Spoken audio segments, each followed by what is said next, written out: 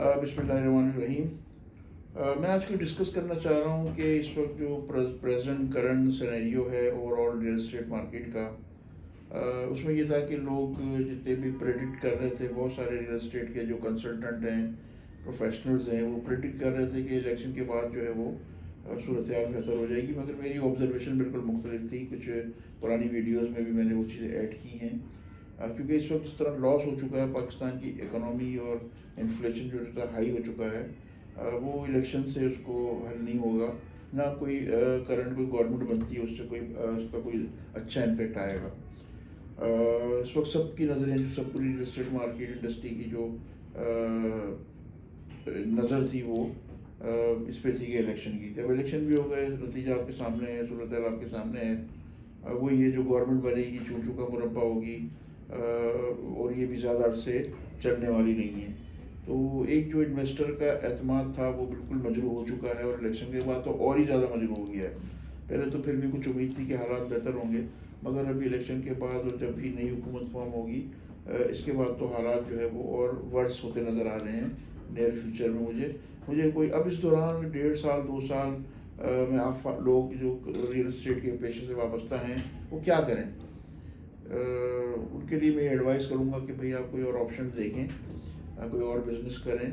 Online बहुत से businesses होते हैं, अमेज़ॉन की ट्रेनिंग लें, कुछ और इस तरह का काम करें जहां आपका गुजारा होता रहे, क्योंकि अब सर्वाइवल बहुत मुश्किल बल्कि नामुमकिन होता जा रहा है। दूसरा पहलू जो है मैं आपको बताना चाह रहा हूँ, जिसका नेगेटिव इम्पेक्ट आएगा रियल एस्टेट इंडस्ट्री पर, रियल एस्टेट सेक्टर पर, वो ये कि जो करंट टैक्सेशन पॉलिसी है वो तो अपनी जगह पर है ही।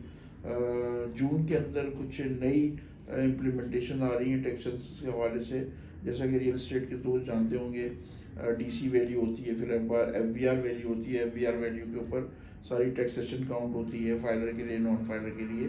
मगर अब इसको मार्केट वैल्यू जो है उसके ऊपर लाया जा रहा है कि अगर एक प्रॉपर्टी अगर 1 करोड़ रुपए की है और उसकी एफबीआर वैल्यू 40 लाख रुपए की है, तो 1 करोड़ रुपए या 90 या 80 लाख से जो है उस पर टैक्सेशन होगी। ये अगर इम्प्लीमेंट हो गया, और ये कंडीशन आईएमएफ की तरफ से भी है, जून में आईएमएफ की एक और इंस्टॉलमेंट आनी है, तो ये है कि अगर ये हो गया तो एक चीज़ बिल्कुल समझ लें कि जो मार्केट में जो रियल एस्टेट बबल्स क्रिएट होते थे, इन्वेस्टर किसी को लेके जाते थे किसी प्रोजेक्ट को, ये अब चीज़ नहीं होगी। इन्वेस्टर यहाँ से निकल जाएगा, इन्वेस्टर बिल्कुल रियल एस्टेट सेक्टर से निकल जाएगा।